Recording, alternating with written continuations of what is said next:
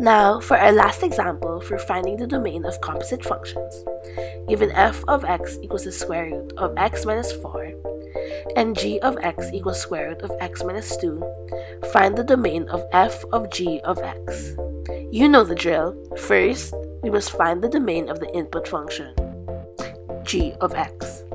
This function is a radical function, so we must first remember the second rule of domain, which is you cannot get the square root of negative numbers.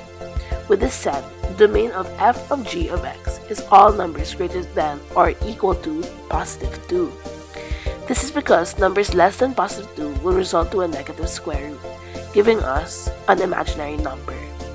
Then, we must get the domain of the new function, f of g of x.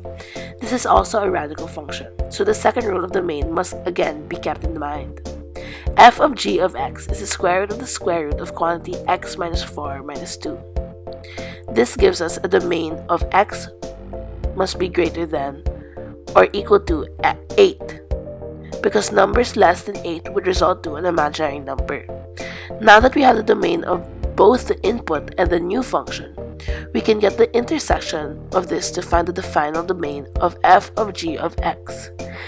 This is positive 8 to positive infinity.